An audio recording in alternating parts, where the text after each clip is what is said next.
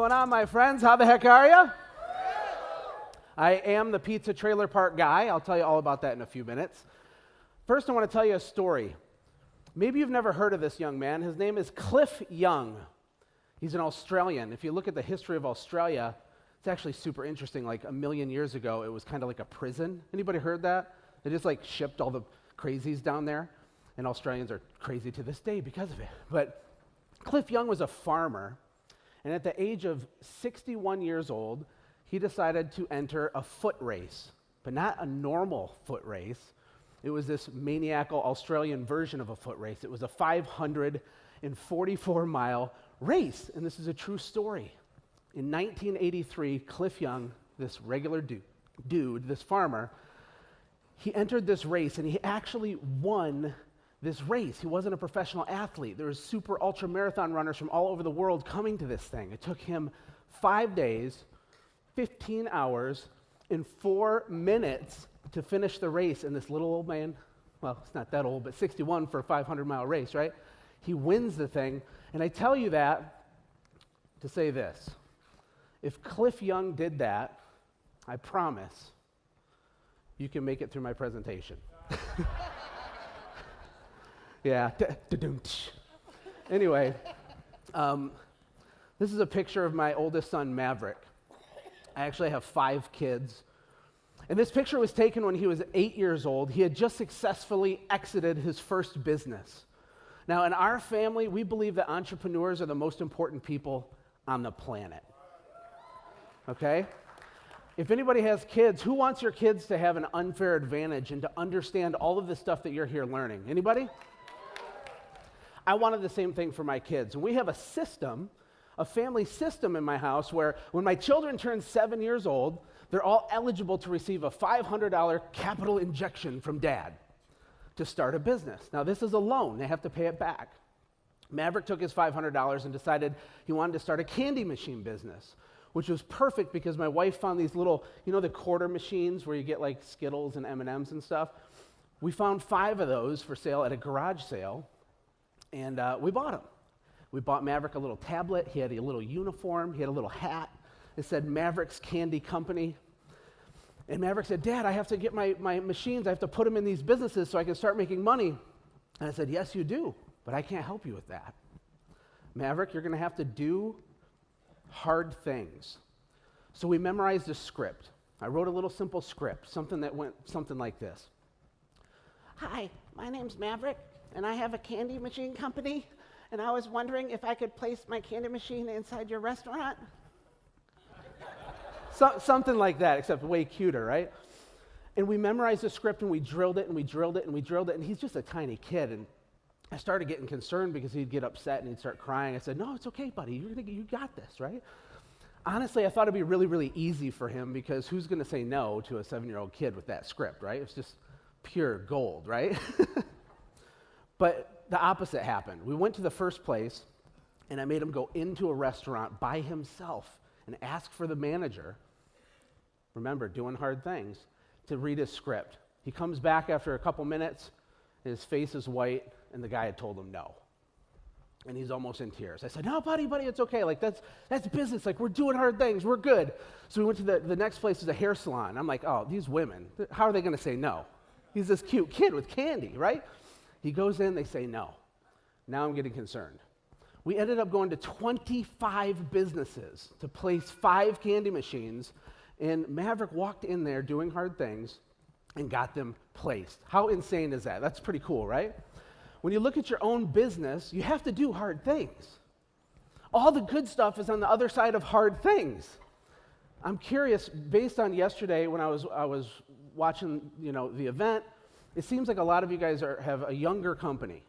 So if you could help me get a gauge, if you've made at least $1 in your credit repair business, can you raise your hand real quick and keep it up? And I want you to keep your hand up if you've made more than $10,000. 100,000, 500,000. I want everybody to look around the room. There's some hands up. We got some rock stars. Okay, 1 million, 6 billion. Nobody?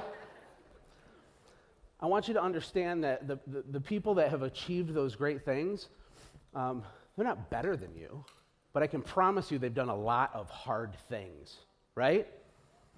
The people that you need to look up to are already in this room. What I'm going to talk about in my presentation is how to explode your business, even if it is tiny right now, by making one tiny mental shift. It's a head game, right? And using one simple tactic. And if you're taking notes, here's your first gold nugget. There are a lot of people less talented than you that already have what you want. Can I get an amen? Amen. How many of y'all know that what I just said is truth with a capital T, right? Here's a picture of the rest of my family. This is my beautiful wife, Ashlee. She's my high school sweetheart. I actually met her in high school because my football coach said, hey, Josh, that girl's kind of cute. You should talk to her. Was he a dirty old man? Yeah, kind of. Was he right? Yes, he was. The next day, this is a true story. I'm not embellishing. I walked up to her locker, and I did something like this. Hey, how's it going? Literally did that. We call it the locker slam. I married that girl, and we've had 5 kids and had a crazy life. But my backstory was totally non-entrepreneurial. Now, when I was in high school and I was trying to date Ashlee, I started reading books like Rich Dad, Poor Dad. That's a classic, right? And I'm like this 17-year-old with my brain being like, oh, like, this is a whole other world. I didn't know this was a thing. Like, this is a path? My parents were blue collar. My parents loved me. I loved them. They took care of our family.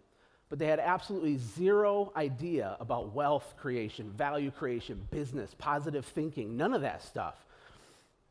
And so that's kind of the environment. It was very blue collar, you know, get a good job, save all your money, save every penny, you know, rich people are bad, right? But somehow wealth is bad. I know a lot of broke people that are pretty bad. Money is a magnifier, right? If you're a greedy rich person, you were greedy when you were broke. I know a lot of broke people that love money. They love it. They want to hold it and pet it and smell it and put it in their pocket. They care so much about it, they won't even invest it. They won't spend it, right? That was kind of my frame. But I was kind of entrepreneurial, and I started reading books. So what I want to talk about now is, like, as entrepreneurs, we have 2 worlds. And a friend of mine, and actually a friend of Daniel's, her name's Stacy Martino, she has this concept, it's amazing. She calls it the 7th power versus the muggles. The muggles is a Harry Potter reference just for like a regular person. I don't know if you guys realize this, but every single person in this room is a complete and total weirdo. You know that, right? You know that you're weird. You paid money and went to Orlando, and you're sitting here staring, talking about credit repair. Like, what are you doing? You're trying to grow a business. That's not normal. Now, all the people in this room, these are your 7th power. The people that are in the Millionaires Club, they're your 7th power. They get you. When you go to lunch and you're nerding out and you're like, oh, we can scale my business and blah, blah, blah, and the strategy and marketing, how do I create more content, and how do I blah, blah, blah, margins and blah, blah, blah, and you're nerding out and you're both getting energy from it, that's your 7th power. But all of us have tons of people in our life, like Cousin Eddie here in this picture, Christmas Vacation reference, crazy Cousin Eddie. They don't get you. They don't understand why you won't just stick with your safe and secure job. Why would you spend the last $200 you have or $500 going to an event or whatever? Why would you do it? It breaks their brain. Anybody have someone in your life like that? They think you're a total, they love you and you love them, but they don't get you. We call those Cousin Eddies. Cousin Eddie was the weird cousin that showed up at Christmas to the Griswold's house, right? And he had his crappy RV, and this is a photo of him emptying out the poop, down in the storm drain, right? And we love Cousin Eddie, but Cousin Eddie doesn't get us. Now, my first entrepreneurial venture started with this red car. I called it my work truck. It was a 93 Chevy Cavalier, cherry red, with the perfect amount of rust. I had a 28-foot Werner ladder strapped to the roof of this car. There was no ladder rack. It was on the metal, on the roof. It rubbed all the paint off. And believe it or not, inside the car was an additional 16-foot ladder. And I was so excited because I was starting a window cleaning business. I didn't know what I was doing, and I used to have to hide my car when I go do an estimate so people wouldn't see it. But that's what I was started to do. I squeegeed dirt off of glass. I was born in Flint, Michigan. Anybody heard of Flint? There's some strong people in Flint. It's not exactly a vacation destination, you know what I mean? It's a tough place. We launched our business 15 minutes south of Flint, Michigan with this work truck. Married to my high school sweetheart with all these hopes and dreams. A copy of Rich Dad, Poor Dad worn out sitting next to me, right? Pretty incredible stuff. When I was in 8th grade, our teacher asked us to do an assignment that I've never forgotten, and I think it's powerful. She said to our entire class, get a piece of paper and a pencil, and I want you to write a letter to your future self. And our school still does this, the school that I went to. It's really, really cool.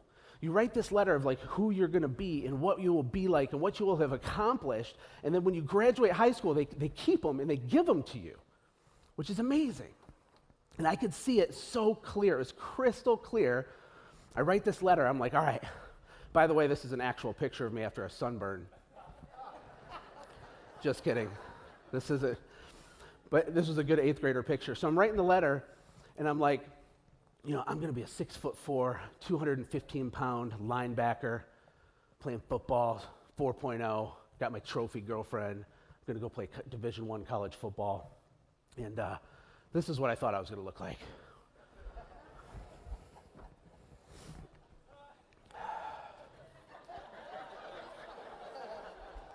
I know there's some similarity, but I'm disappointed. I could see it so clearly. My desire for this outcome was real. I could see it. My desire was real. The truth looked more like this. I actually got the weight right. It's just in a different shape. Right? So here's the moral of that story is that hoping things turn out a certain way, write this down, hoping things turn out a certain way is not a strategy. Now, hope is good. The Bible says that hope deferred makes the heart grow sick. Hope is essential. But hope is not a business strategy, right? Your desire to change your life, your desire to get a millionaire club thing or to do whatever, to change your family tree, your desire to make an impact in your community or be the first person in your extended family to ever have anything. Your desire is powerful, but it's not a strategy. This is where me and my wife started. Brings a tear to my eye. We love this trailer, or as my friend Marshall called it, a condominium. Yeah. Everyone told me not to buy it. I didn't listen. I bought this when I was 19 years old, just before I got married at 20 years old. And I bought it on my own from pizza driving. I was a hard-working pizza guy. I took the extra shifts. I worked weekends. I worked hard. I just drove faster than I was supposed to get paid. You know what I'm saying? And I bought this trailer and I moved in with my wife. Now, remember, I was this pizza guy, but I was going to do something in business. I didn't know what. I didn't know how. But this was me. I'm driving around with cassette tapes. Word? Cassette tapes? Anybody? Yeah. Oh, yeah. Oh, yeah. I was rocking like Tony Robbins cassette tapes. And I'm like, yeah, just, if you dream it, you can do it. Yeah. Yeah, that'll be 1950. Blah, blah, and get back in my truck, right? Going home to my trailer. Finally, I got the courage to start that window cleaning business that you saw with the car with the ladder on the roof. I got the courage, and I went for it. But all I got for the first 2.5 years was absolute pain and suffering. Anybody had pain and suffering before? Is it just me? Oh, man. I had a car repossessed. After we got married, I financed a car, thought it was awesome. Couldn't pay the bill, they took it. My credit got destroyed. We were upside down in that trailer so bad because we got screwed. Someone took advantage of the 19-year-old naive kid, me. We paid way too much. We were upside down. It was a nightmare. We had our electricity shut off. We went out of town with family for a couple days, came back, and when you have a basement, there's a sump pump. When it doesn't have electricity, it doesn't pump water out of the hole. It flooded our entire basement and sat there for 4 days. Ruined everything. And the worst one of all was the same kid that I showed you holding the $1,200. He was 1 year old at the grocery store with my wife, Ashlee. And she calls me bawling her eyes out because her debit card was declined when she was trying to buy groceries. I have massive compassion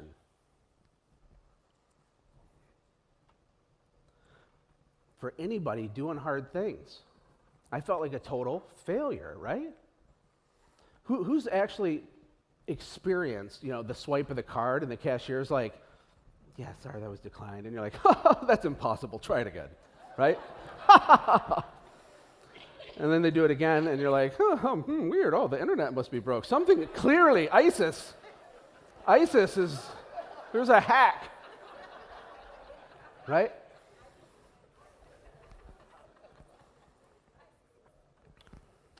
This slide is messed up. What it's supposed to say is, 2 farmers pray for rain. In the movie, I think it was Facing the Giants, there's this part where the coach is like, he's telling this kid this life lesson, and he's like, there's these 2 farmers, and they're both screwed if it doesn't rain. If their crop doesn't come in, they're wiped out. They're leveraged to their eyeballs. There's nowhere to move. It has to rain, right? 2 farmers in separate scenarios, both pray for rain, but only one of them put seed in the ground. Which one had more faith? Whoo, sweet baby Jesus. Is that true? Who had more faith? Some of y'all want $1 million club award, but you're planting $100 worth of seed in the ground. Does your action line up with your desire to be 6'4", 215 pounds, and totally ripped? So after my business started working, long story short, I grew that cleaning business into a company doing $40,000 or $50,000 a week squeegeeing windows just south of Flint, Michigan. We do $150,000 to $180,000 a month in sales. It was fully automated. I didn't squeegee anything for the last 5 years, and I didn't even work in the business the last 2 years. We sold that company to a buyer from California, and me and my family, we moved to Costa Rica for 1.5 years. Yo hablo un poquito español también. That's pretty much all I got, though. When we got down there, I started a podcast. If you can't tell, I'm passionate. This is authentic. I'm not getting paid to be here. I don't have anything to sell y'all. I'm here to serve you and to give you everything I got. Daniel's a friend. So when we get to Costa Rica, I start this software company called Send Gym, and we launched this thing. That business is now doing a couple $1 million a year. I launched a podcast where I get passionate like this, and I'm talking about blah, blah, blah. Stop lying to yourself. What are you doing? Use systems. You can do it. And that's kind of how things are today. But here's the question. How was I able to do that? How is anybody able to do that? How are the people that are crushing it, making $1 million able to do that? I'll tell you what the biggest shift was for me. It's when I got a fire in my belly that wasn't, I need to make $300 right now. When I got a fire in my belly for, I call it a mountaintop, my mountaintop. When I had a mission and a vision that was way beyond Joshua Latimer making $500. My original goal when I started my business was to make $500. I sat Indian style on the floor in my trailer park with sketches of paper saying, God, if I can just get 4 people to pay me $125, I'll make $500 a week. I can quit the pizza thing. Like, that was my original goal, right? and I was so stressed out about it. And when you live like that and that weird mindset of chasing money, it's hard to do anything really significant. But when you shift your focus on contribution and on serving people and building a team and all that stuff, that's where I started looking. Some of y'all have these huge aspirations, right? But you're looking like this, and when you're walking your business journey, you're looking straight at the ground. And all you can see is a stick, right? And then there's a river, and there's a snake, and there's all kinds of stuff, and there's thorn bushes, and you're like, you're living right here. What I did is I started looking at the mountaintop over there, right? Do hard things. Plata y plomo means silver or lead. And I heard this from Russell Brunson at a Funnel Hacking Live event. And what's crazy about this, silver or lead, this is powerful. Like in Central America and Mexico, there's a lot of corruption. The cartels have a lot of power. And what they'll do oftentimes is they'll get like a politician or a government official or like the chief of police or whatever, and they go to them and they have a bag of money. That's plata, silver, right? They say, here's how it's going to go down, chief of police. This is my town now. And you're going to take this bag of money. That's option A. Option B is a bullet in your head. Which one do you pick? Right? So I got to thinking, I'm like, okay, because I'm talking to Daniel, I'm like, who are these people? I already know they're weirdos, but like, where are they at in their journey? And he's like, oh, there's a lot of smaller people. Like making $10,000 a month breaks their brain. It feels literally impossible to them. And so I thought of this story to put in the presentation because what would you do over the next 12 months if there was a gun to your head? It's kind of morbid, okay, don't panic. But seriously, think about how would your action change on a random Tuesday if your life depended on it? Would you go get it done? Would you take the action? Or would you watch 17 more YouTube videos about how to tweak your website for the 500th time? What if it was your family's life that depended on it? And so many of you spend so much time learning and consuming content, but you're not doing anything. You don't have information overload. What you have is opinion overload. And so the only way to navigate through all the noise, which is, there's so much noise, it's ridiculous. The only way to navigate through all that noise is to focus in on your mountaintop. What are you trying to do? How are you trying to change your family tree? What is the big scary thing that you want so bad your stomach hurts? You don't share that crap with everybody. That's a deeply personal thing. You can share it with your seventh power. You can share it with the people in this room that will support you, but you gotta block out the white noise. You gotta block out the keyboard warriors like this guy. Anybody ever stumbled across an internet troll, keyboard warrior, tough guys with a keyboard? Bring me a hot pocket, mom. I'm being a badass on Facebook, right? What happens is instead of taking imperfect action towards your mountaintop, towards your thing, we ask questions, or we listen to another course, or we do this other thing for the 15th time, and then we get this guy showing up like, no, that'll never work. That's not going to work, right? Or maybe it's your cousin Eddie. Maybe he's not a keyboard warrior. Maybe he's just a cousin Eddie. But what happens is you spend so much time learning stuff and not enough time doing stuff. And I'm guilty of all of this, by the way. Even now, I battle this. You watch courses, you listen to podcasts, you read books, you go to events, you learn, and you learn, and you learn, and you learn. There comes a point when you've learned enough. Can I get an amen for that? Some of y'all's brain looks like this. You're so smart. It's legit, like you're smarter than I am. You're smart. But your bank account looks like this. Uh-oh, now they're getting mad. Your bank account, here's another truth bomb. Whatever it is right now, can I tell you the truth? What? Yes. Give me some energy, okay. Whatever your bank account is right now is correct. It's exactly what it's supposed to be, based on the action that you have not taken, or on the action that you've taken. The universe is not out to get you. That's a lie. Being smart doesn't put money in your bank account. Taking action does. Let's get into a little bit of business teaching. I want you guys to walk away with a simple, practical thing that could really move the needle for you and make a huge difference for you this year. If you look at all business, every business, really, if you boil it down, is these two things. It's math people. You got a big math problem, and you got all kinds of different people problems. You got your customers, you got your employees, you got internal conflict at home with your spouse who's not on board or whatever. There's people stuff to deal with, and there's math stuff to deal with. That's it. That's all it is. The good news is you don't have to be a mathematician. You don't have to be an expert genius. You just don't have to be. You can be kind of bad at math and still make $1 million. But you do have to recognize the math in your business, the important metrics, right? The one that stood out to me yesterday, and I edited this slide, was that 842 clients equals $1 million. Is that right? Did I get the right number? Okay. Can we use some pure logic for a second? Take away the emotion. Are there 842 people in your market that have bad credit? No.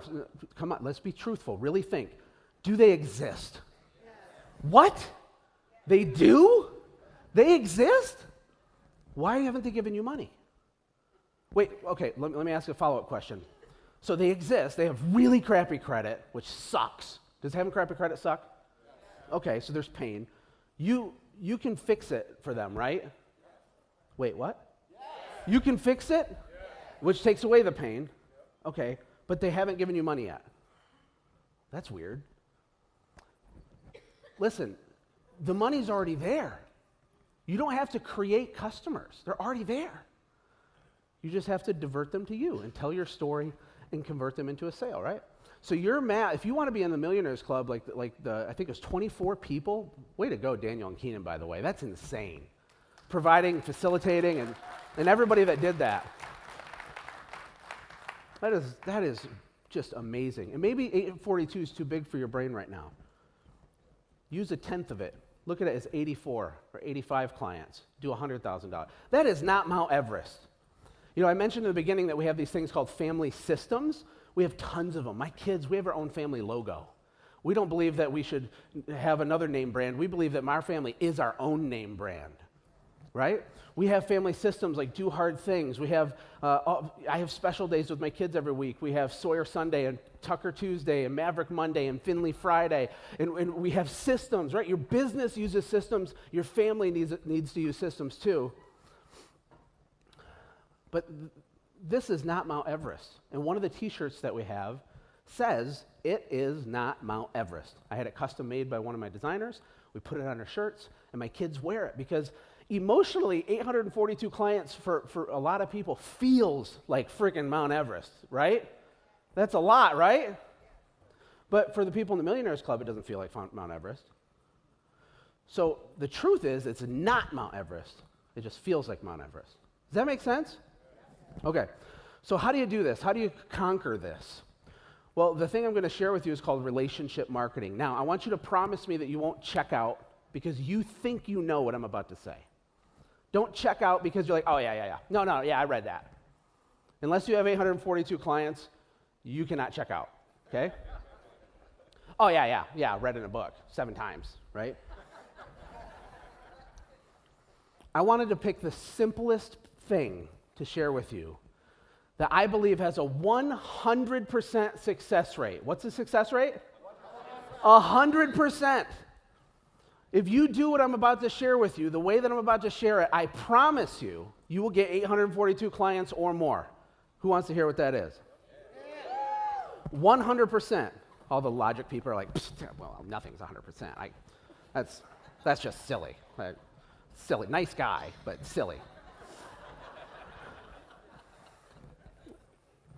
Okay, so relationship marketing. Think of business like this. All business is a set of relationships stacked up on top of each other. The reason I'm on this stage is because I have a relationship with Daniel. The reason I have clients is because I have a relationship with them. But what happens in business, especially when you grow up in poverty or you never had nothing, is we become very transactional instead of relational in the way that we view people and money. And it's kind of like the difference between a marriage and a prostitute. It's the difference between a one-night stand and a marriage, right?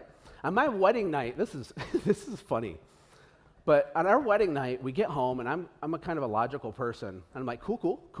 Honeymoon tomorrow, okay, check, okay. Got the thing, got the marriage certificate, cool, check. It's late, we have our stuff on, we're all sweaty, it was a long day. We go back to my trailer, and I look over, and my wife is sitting in the middle of her bed, bawling her eyes out. She's just bawling. I'm like, what? We just freaking crushed it. We just got married. So I'm like, hey, babe, did you stub your toe or something? Like, are you physically injured? Because there's no possible way you're crying. And my wife said, it's over. And I'm like, what? She said, it's over. I said, babe, we didn't start yet. What she was talking about was it was her childhood dream. You know, a lot of little girls, they grow up, they have this idea in their head of that day and how big of a deal it is and the emotion and the buildup. And we did it and it was perfect and everything was awesome. And for me, I'm just like, cool, get married, cool, check, what's the address? And load the bags and the thing.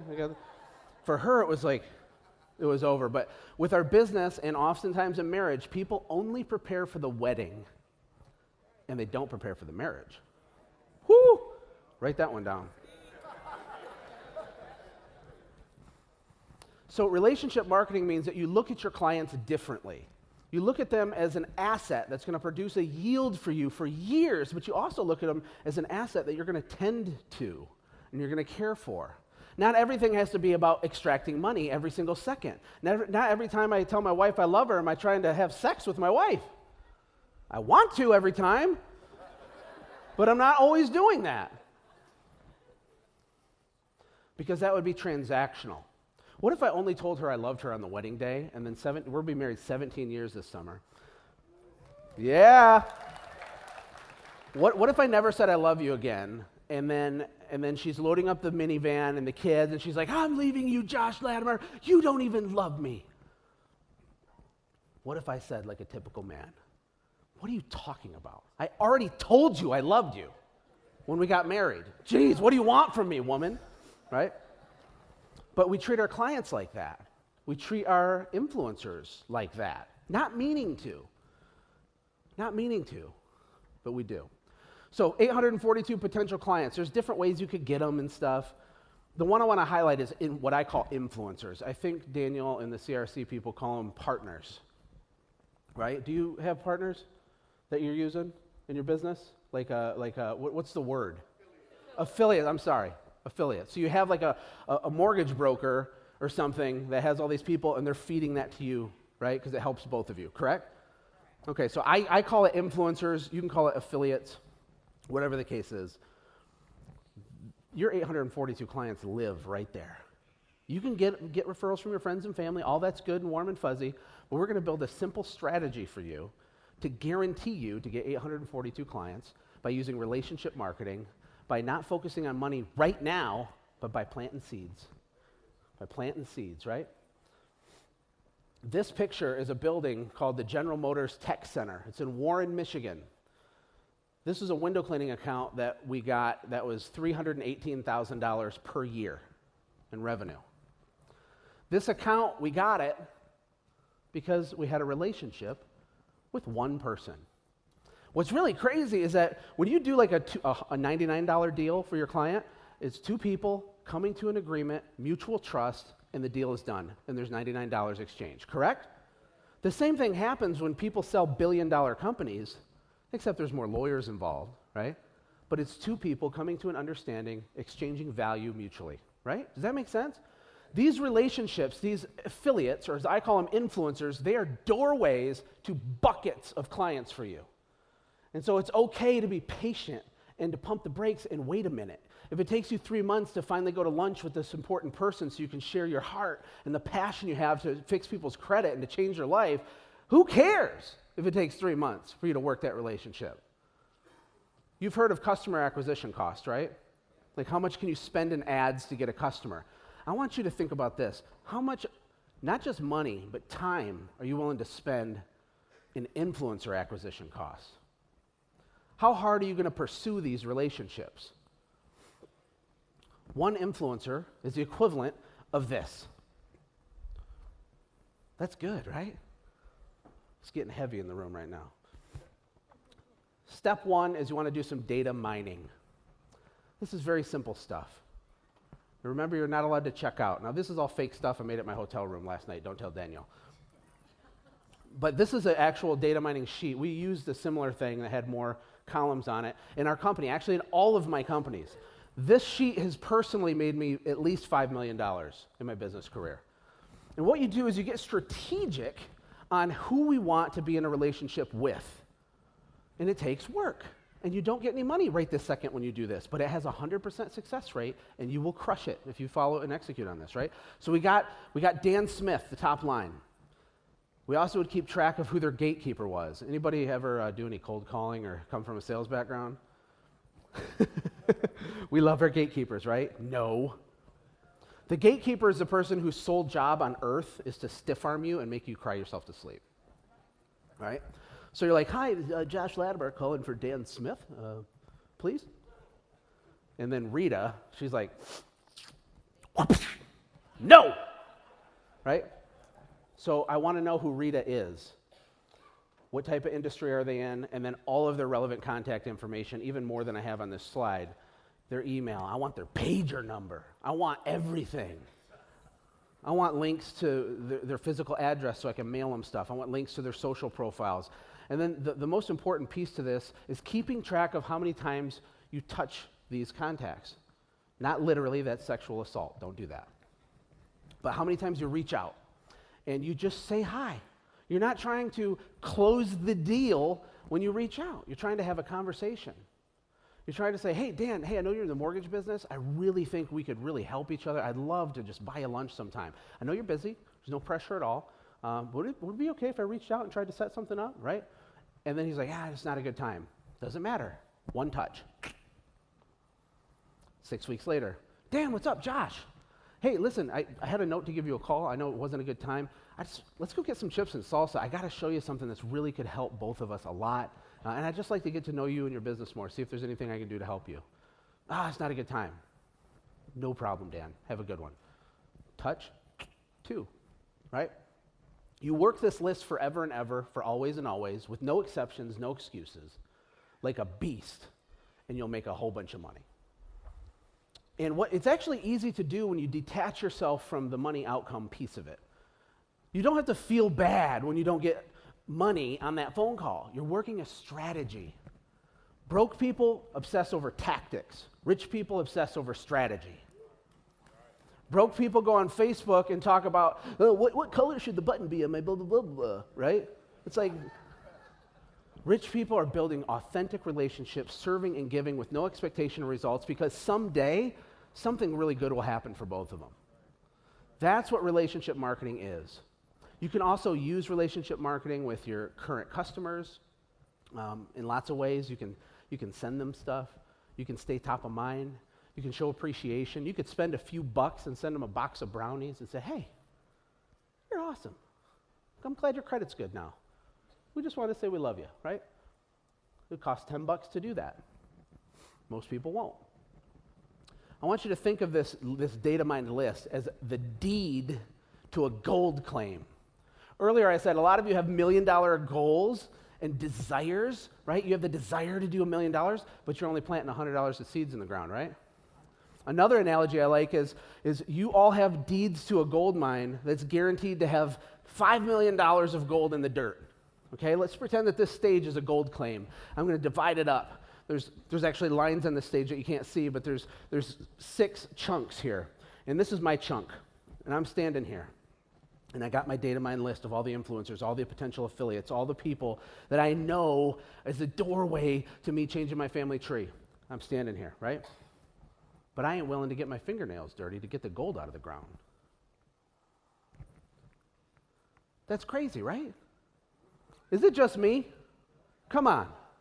If there is $5 million of gold in the ground, or maybe I'll use a smaller number. Let's say there's $10,000 in the ground. Am I going to reach down and dig it out or not? Do most people reach down and dig it out? No. All the Millionaire Club winners, they're up to their neck in the dirt, and they're snot going, and they're just like digging and going crazy. And I'm standing right next to them going, I don't know, you know? I don't know if this model will work. I'm not, the economy, I'm not sure, right? How insane is that? Come on, I love y'all. I love you. I love you. Thank you. Get your fingernails dirty.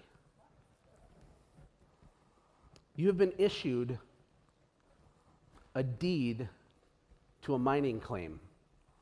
And every single resource you need to get the gold out of the dirt is in this room. It's not Cousin Eddie when you go home. It's not your mom or your brother or your cousin that says, oh, credit, yeah, that's a weird industry. I don't think you should. But those people, that doesn't matter. That's deleted. You still love them. You just don't talk about this stuff with them because they're the muggles. You talk to your 7th power about this stuff. You get on the phone with the 24 people and you send them a gift. You want to do relationship marketing? How valuable is their time? Send them a $100 bottle of wine and say, I need to talk to you for 30 minutes. That's where all the answers, it's already in this room. It's right here. This isn't fake. You're not being punked. This is real. The whole game with business, as I wrap things up, is that it's a game of belief. And the reason the person stands on and I did this, the reason we don't dig is because we don't believe that there's actually gold in the ground. part of us isn't sure. We think we're the one person that has no gold in our spot, right? Or maybe you don't feel worthy.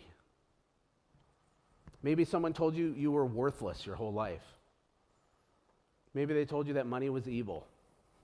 Maybe you were abused. I don't know. But every single thing inside all of our heads is a program. You didn't come out the womb with these programs. They were inserted into you through life experience, correct?